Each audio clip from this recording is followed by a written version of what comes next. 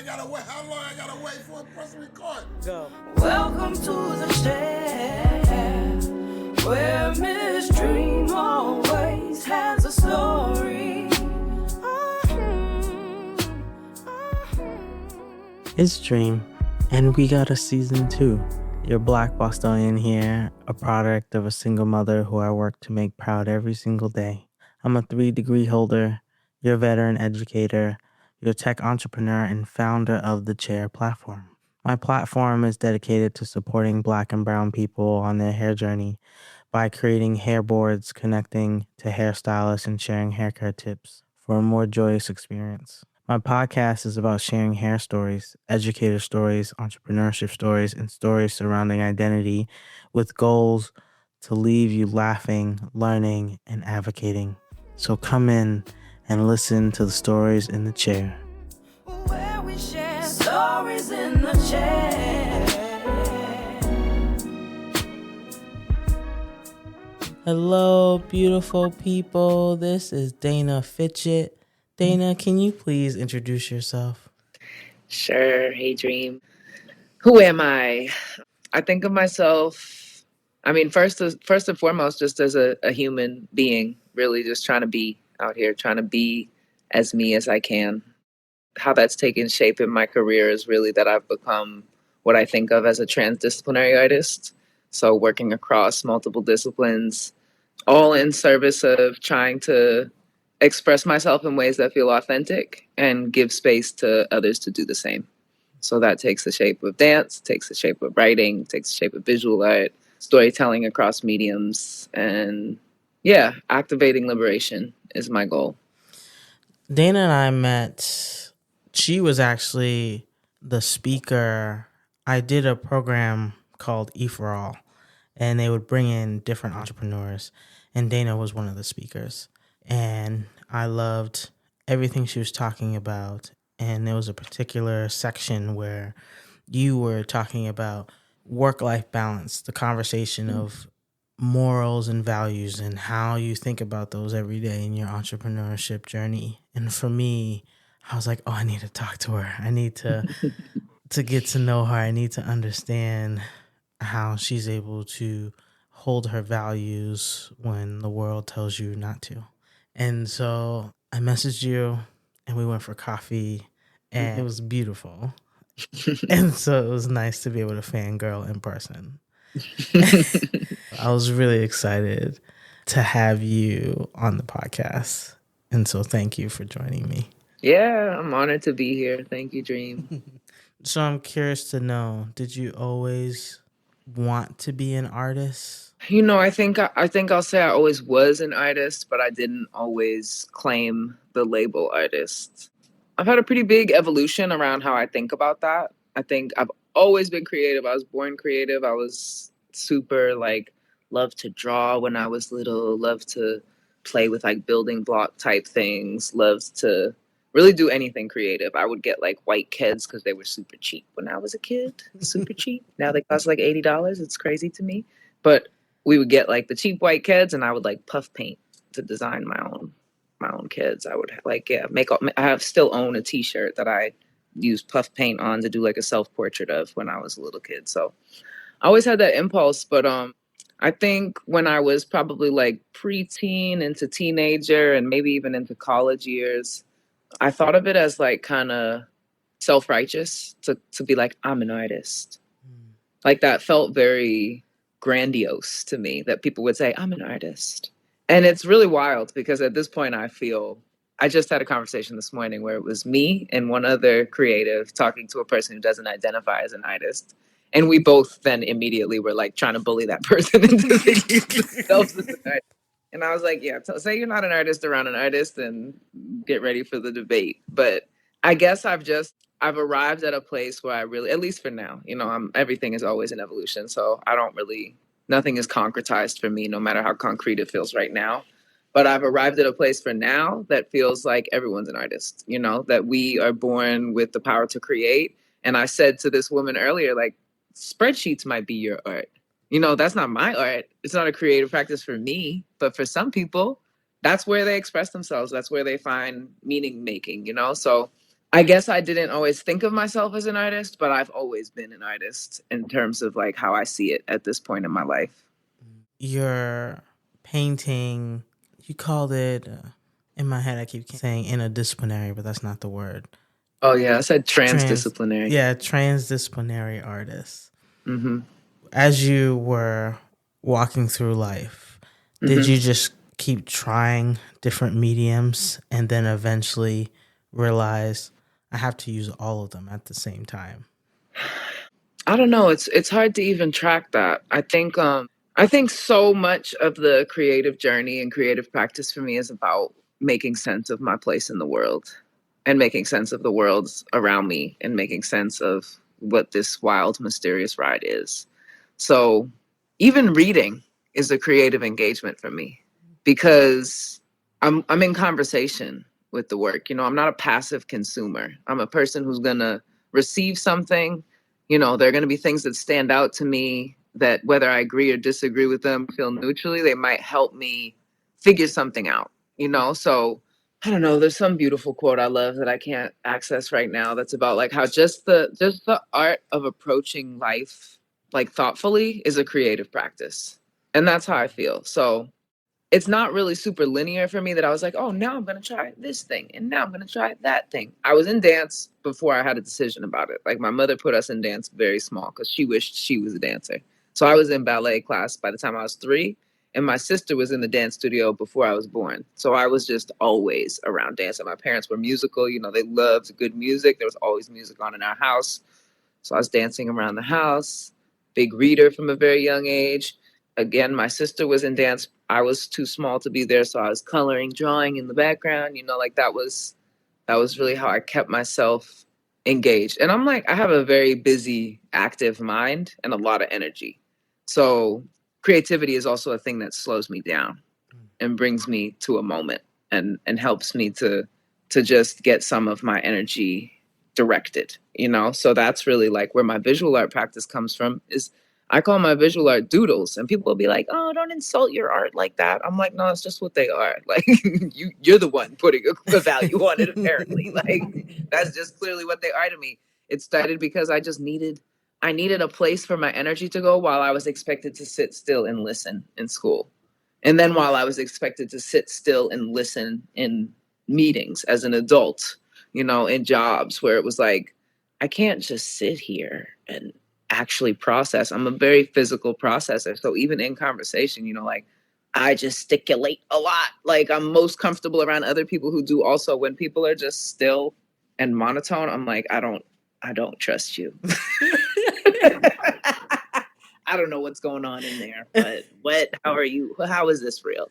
I mean, I'm being extra about that, but yeah, I process physically, so it makes sense that I would engage with lots of different creative practices. I think that writing didn't come until much late. I mean, I think I always had a certain affinity for writing and could express myself fairly easily in writing, but I really feel like just in the past decade have I actually like become more invested and more intentional about a writing practice. And I still struggle with writing in some ways because it's just so linear and it has to be, you know, I have to communicate something in order for people to understand it. Whereas my other practices feel much more expansive and like they can be a little more like circular and exploratory and still well received. Whereas like writing, I mean, poetry, I guess, can be like nonlinear and a little obtuse, but I do storytelling work that is narrative work. So people need to understand what I'm saying.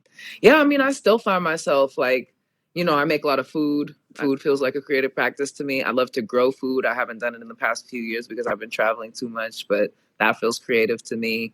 You know, I still find myself really like, I started making music a couple of years ago.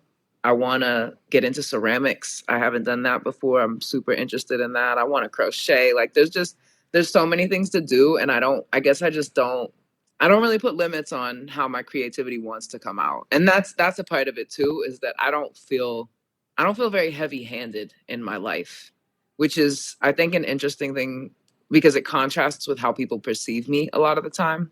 Like I'm like really a take the bull by the horns kind of girl. And I'm like, I feel like I'm a really like I allow things to happen in my life. And I've tried to just follow those impulses. And I'm very deeply spiritual too. And I think that like creative practice is a spiritual practice for me. You know, it's me opening up to something that is beyond me, that I don't understand, that I can't possibly understand, but that I can transmit if I allow myself to.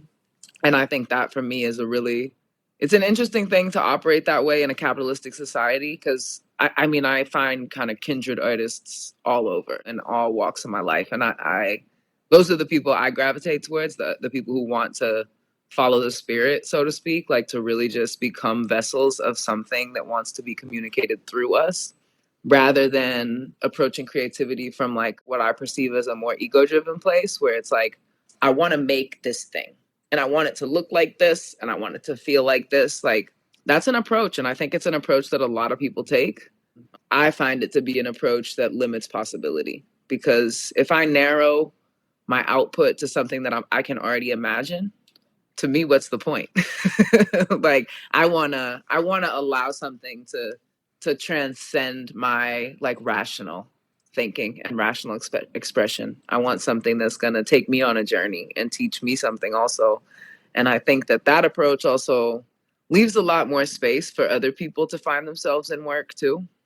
Although even that is like kind of a conundrum for me, because it's this thing around like, when we get hyper specific to our individual experience, it's interesting that can also serve to really like create connection across difference or across similarity, whatever it is. Like our hyper specific stories, yeah, can just really open up a lot. So I value that. I guess I just don't want to be heavy handed in like projecting or predicting what the output or the outcome of work is. Where we share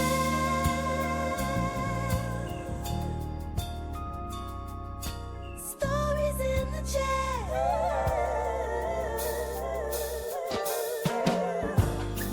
Look, it's my commercial. We will be right back. It's more than just a bad hair day. It's a journey. Finding the right hairstyle isn't easy, nor is finding the right stylist or the right products. Looking in every corner of the web gets messy, overwhelming, and exhausting. All the ads, the articles, the products, the videos, it shouldn't be this hard, but it is. And now, it isn't. The Chair. A black and brown centered platform where you can design hair boards, connect to hairstylists, and share hair care tips for a new, joyful path on your hair journey. Avoid the clutter, save yourself hours, months, and even years of research and poor trial and error. Everything you need and only what you need is in one place. Hair boards made by people like you, for you. Find the right products, the right people, the right answers for you, stress-free. Join the Chair community and make every day a great hair day. When you share your pain, you allow others to help you. And when you share your success, you help others get theirs. Lean on the Chair. We got you. No stress, no strife. In the chair, the chair, the chair. All right. While you were talking and just thinking about my artistic journey, like I grew up drawing. Then I got to high school. I dropped the pencil and picked up a camera. And so film photography was my love. Like I'm just in the dark room, in the dark. Just my hands smell like developer. My mother hates how my clothes smell when I come home. Right. That was me. And at the time we could take a couple different art classes. So I took a film class, film photography class, and I took a video class. You could take both at the beginning, but you had to choose. So I chose film photography. Loved every moment of it. I go to college. I was like, I'm going to be a heart surgeon, but I'm going to minor in art. So I'll be a photographer on the side while I go to med school. That was the goal at the time. And so I ended up going to this liberal arts college where I was on an art scholarship. So I had to take art classes just to make sure I kept the scholarship. I'm still writing poetry, but it felt more personal. So I never really considered my art that was personal to be considered art out loud.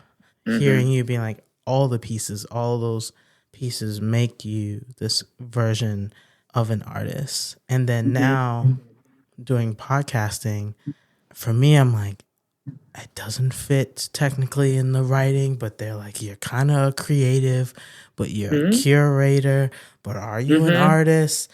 So now I'm dealing with that world of, what am I doing? What is this? This is art. This is a project.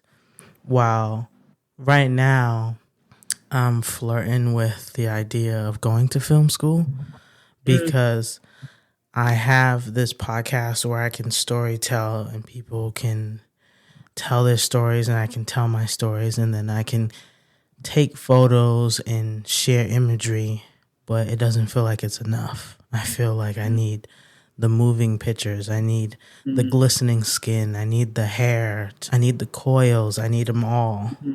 But I don't know what that will look like. Yeah. But I know that maybe this medium can help my brain calm down and help me explain a story that I'm trying to build. I just don't know what that story looks like. But the way you talk about it makes me feel okay.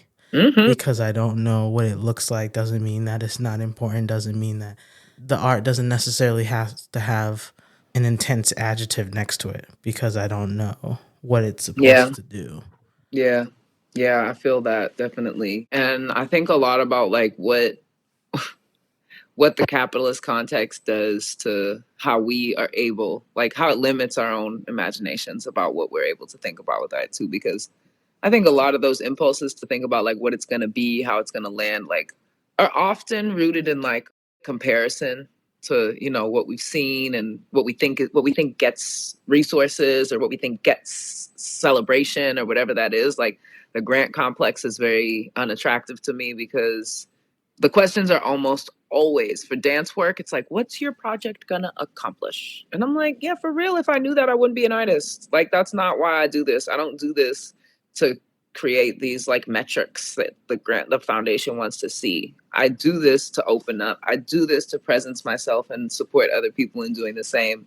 And I do this to learn and grow, you know? And I think that this is kind of what I'm saying about like how the projection can limit us, because in order for you to know what the end result might look like, it has to have been something that you've seen before.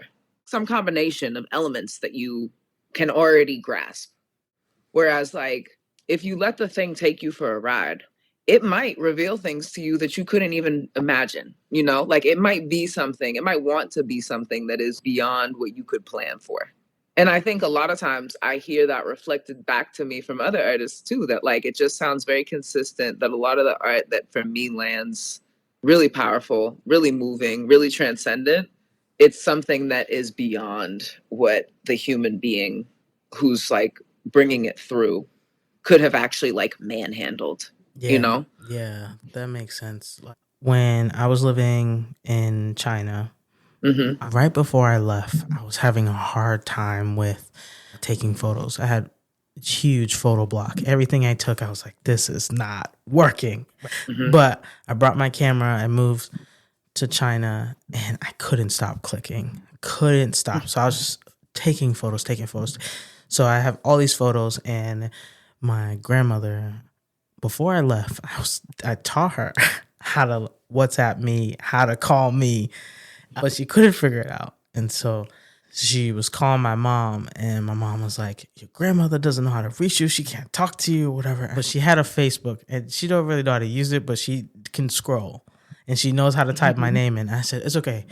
I will write stories about my experience in China, and I'll post it on Facebook. So it becomes this series. But for me, when I first started, it was just so my grandmother could read it. Totally. But then it turned into, Dream is creating all of these beautiful photographs and these stories, and she's connecting the two. And then it became my cousin.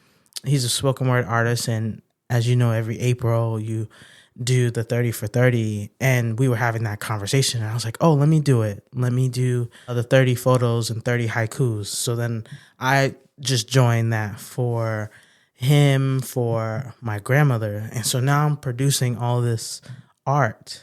Mm-hmm. But when I moved to China, that was not the goal. Right. Yeah, that's beautiful. Yeah, allowing does a lot. And I'm thinking about just, there's two clear things I want to share in response to you asking, like, did I always want to be an artist? Because I think one thing is I really like fell for the okie doke that like it's not a realistic pursuit to like have art as a career. Like I was raised by working class parents who didn't go to college. Like you weren't going to college to be an artist. That was just the context I came up in. It was like art is a nice thing to do, but nobody was encouraging me to think about art as my main thing. So I think it took some years of me like, being to some, I don't think I was perceived as super normie, but compared to like who I am at my core, my life still is relatively normative for like who I really am, but like for the first decade out of college, it was just really trying to fit into these systems, trying to feel like I was going to like tear down the system, make some change from inside. And that was just not the move for me ultimately. But anyway, so that's one thing. I didn't see art as a realistic center of my life. And that really didn't shift until 29, 30.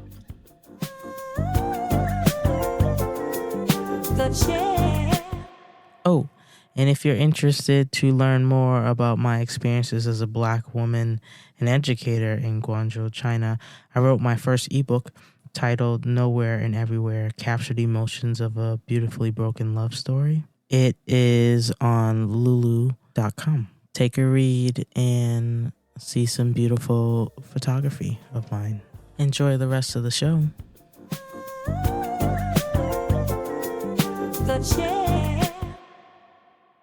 And related to that, when I moved out to Oakland, California, after living mostly in Boston, went to school in New York, I have a dear friend who's a sister, mentor, collaborator, inspiration, a lot of things to me, family.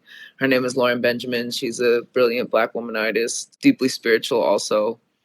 And at the time when I met her, I was like really cagey about sharing my visual art in particular, but just sharing my art. It just felt like self-involved. It felt self-important. It felt obnoxious to me. Like, why would I ask people to like look at my stuff? And she like flipped that concept on its head for me. She was like, actually, it's irresponsible to not share your art. Like, and she's a godly woman. So she's just like, God put each of us here with a message, with something to share with the world. And nobody but you can share that message in the way that you can share it. If you don't share that with people, you're withholding what you're meant to offer, to our collective. So that just like pivoted things for me. Like I was just like, oh, like it wasn't like, let me do what Lauren said. It was like, that resonates in my spirit and in my body. Like this makes perfect sense to me. This is actually like what I feel. But because of a culture of modesty, honestly, like I feel like I also was encouraged to like be modest, not try to take all the air in the room, don't outshine people, And I can never re-find this quote, but I swear it was Maya Angelou who said it, but I could be wrong about that because I can't never find it again. And it's a simple quote. It's just like, be humble, but never modest. And I really aspire to that. It doesn't come naturally because of the culture we live in that encourages us to be modest so often. But I feel like, the song Umi says? It's one of the last songs I heard last night, Most Def. Yes. My Umi says, shine your light on the world, shine your light for the world to see. Like, I believe that, I want to shine my light as much as I can. And I still find myself minimizing it at times for whatever reasons. But I just think like that's revolution to me. Like if we lived in a world where every person had the capacity, resources, stability, and faith to let their light shine, we wouldn't have war. We wouldn't have so much suffering, we wouldn't have so much depression. There's so many things that I just can imagine would be resolved if we trusted our light a little more. Yeah, I like that. Well, Dana, thank you so much for sitting in the chair and sharing your stories. I truly, truly, truly appreciate you coming on today. Yeah, it's been sweet to chop it up. Thank you for the questions. Thank you for the reflections. Thank you for the opportunity to share. to the chair, where Miss Dream always has a story. Thank you for listening to an episode of The Chair. I'm going to share with you a dream of mine. I would love to be on Sesame Street. Sesame Street held my hand through childhood. In my dream, I would be in my big afro or rainbow braids sitting on the stoop sharing hair stories. I would like your help, please, by doing all the things like leave a review, share it with someone who would benefit from hearing this episode. And if you know someone who knows someone who knows someone at Sesame Street, share your favorite episode with them, and I'll make you some of my famous chocolatey hot chocolate. I hope you have a beautiful day, or if you are like me, still up in the middle of the night, I hope you take a deep breath and rest. Love you. Talk to you later. The chair. Hello. Please leave a message after the tone. Dream, hello. I just wanted to tell you you're wonderful. I just got through going through your podcast. Love you, love you, love you, love you. Keep it up. Maybe I need to send it to Oprah and Tyler Perry. Love you, baby. You are great. Where we share stories in the chair.